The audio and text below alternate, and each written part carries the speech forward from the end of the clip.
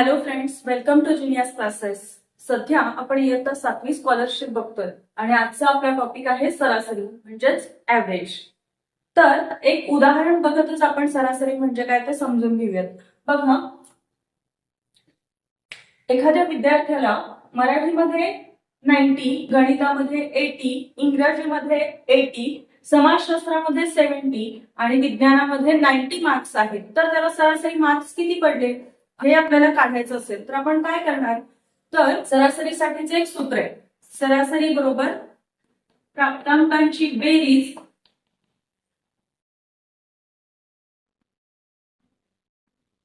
भागिले प्राप्तांकांची संख्या.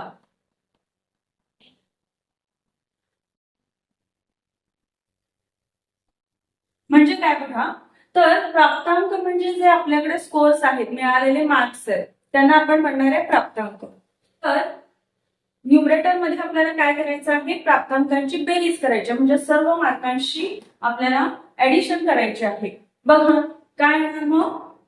90 plus 80 plus 80 plus 70 and again 90 and 4 divided by प्राप्तांकांची संख्या. प्राप्तांकांची संख्या म्हणजे आपण किती मार्क्स घेतलेले आहेत, किती सब्जेक्ट्स घेतलेले आहेत. तर 1 2 3 4 5 सब्जेक्ट्स घेतलेले आहेत, म्हणून त्याला आपल्याला काय करायचं आहे? 5 ने डिव्हाइड करायचंय. तर सरासरीचं सूत्र कळलं का? बघा की जेवढे आपल्याला स्कोर्स दिले असतील, प्राप्तांक दिले असतील, त्या सगळ्यांची आपल्याला बेरीज करायची आहे न्यूमरेटर मध्ये आणि त्याला काय करायचं आहे? एकूण किती संख्यांची आपण बेरीज केलेली आहे, किती प्राप्तांकांची बेरीज केलेली आहे, त्यांना काय करायचंय? त्या नंबरने डिव्हाइड करायचं. म्हणजे तर ह्या सर्व मार्क्सची सम येणार आहे 410 अँड डिवाइडेड बाय 5. आपल्याला ही डिव्हिजन करून आपण ही डिव्हिजन आता करून बघूयात.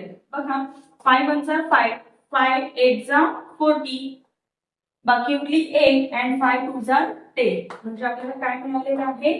सरासरी मिळालेली आहे 82. म्हणजे त्या विद्यार्थ्याला ऍव्हरेज 82 मार्क्स मिळालेले आहेत.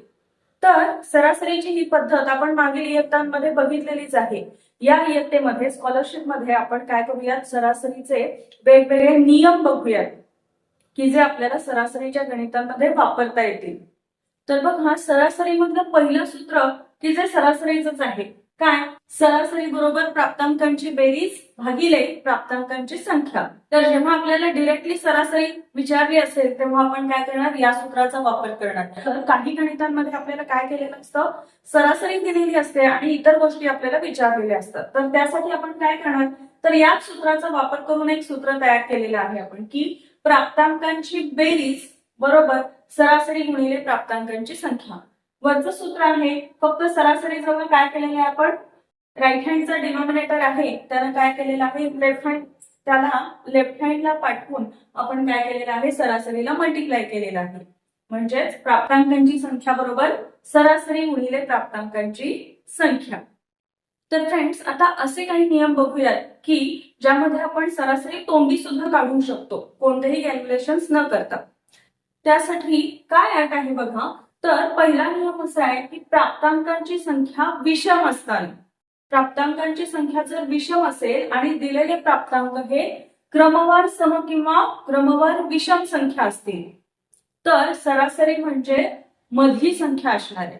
उदाहरणार्थ बघा, आपल्याला 17, 19 आणि 21 हे काय दिसत आहेत? क्रमवार विषम संख्या दिसत आहेत, ऑड नंबर्स दिसत आहेत. पण ह्या विषम संख्यांची संख्या किती आहे? तर 1 2 3. म्हणजे ह्या आपल्याला जे प्राप्तांक दिलेले आहेत ते कसे आहेत? विषम संख्यांमध्ये आहेत, ऑड नंबर्स दिलेले आहेत. तर मग आपण काय करणार की मधली संख्या म्हणजे काय होणार? सरासरी असं लिहिणार आहोत. समजा आपल्याला समसंख्यांची सरासरी विचारली आहे, क्रमवार समसंख्या.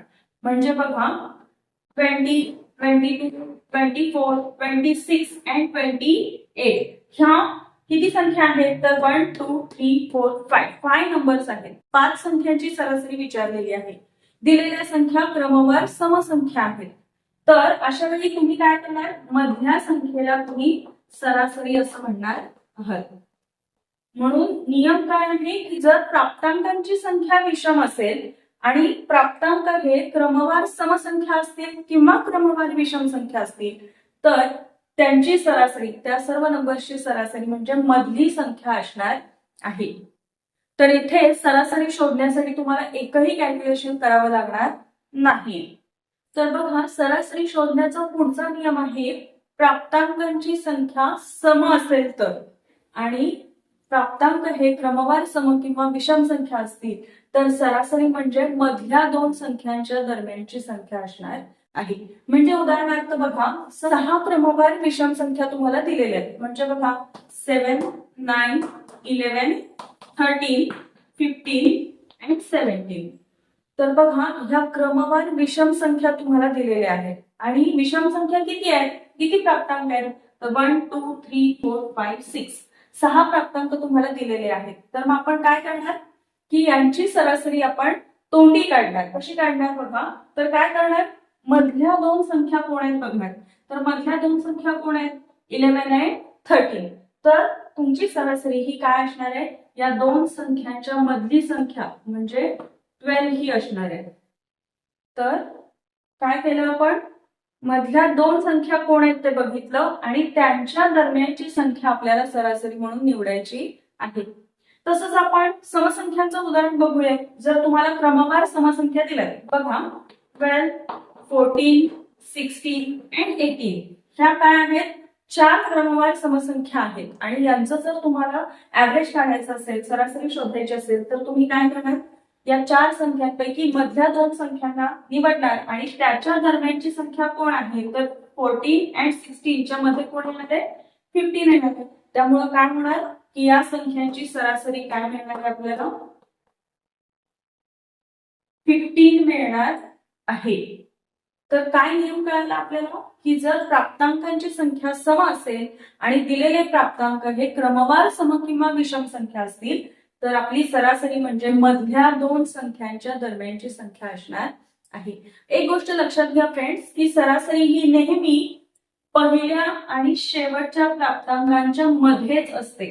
म्हणजे या संख्यांची सरासरी 7 पेक्षा कमी नसणार आहे आणि 17 पेक्षा मोठी नसणार आहे. सरासरी ही दिलेल्या प्राप्तांकांच्या दरम्यानचीच संख्या असते. या नियमांचा वापर आपल्याला उदाहरणं सोडवताना करायचा आहे. आपण नेक्स्ट लेक्चर मध्ये याच्यावरची उदाहरणं स्वाध्याय समजून घेणार आहोत. तर तुम्ही आमच्या चॅनलला अजूनही सबस्क्राईब केलं नसेल तर प्लीज सबस्क्राईब करा. येणाऱ्या नवनवीन व्हिडिओजचे अपडेट्स मिळवत राहा. सर्व व्हिडिओ स्किप न करता बघा आणि तुमचा अभ्यास व्यवस्थित करा. All the best for your study and keep watching.